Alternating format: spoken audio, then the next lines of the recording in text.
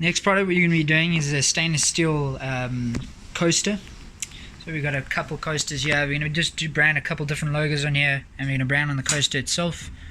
Alright, we've wiped our Activator onto there. You can heat this up if you want to make it a bit easier to transfer onto the product.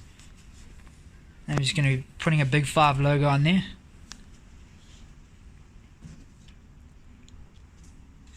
Again, he's creasing the paper just to make it easier, or to allow himself to position the paper on the product before applying pressure. As you can see, it's got the arch, it's not touching the surface. That is the science behind this. That's why we crease the paper.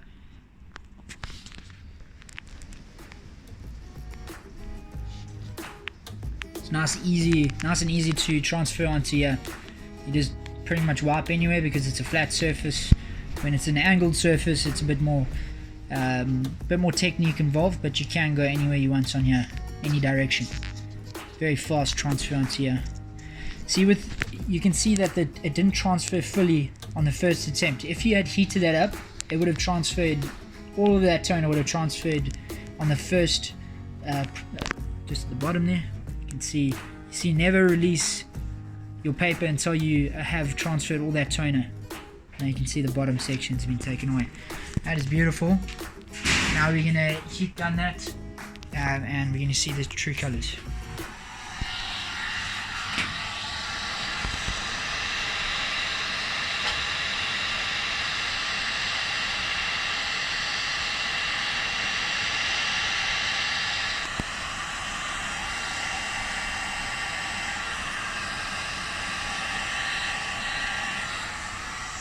That is a nice, beautiful finish. The Big 5 coaster.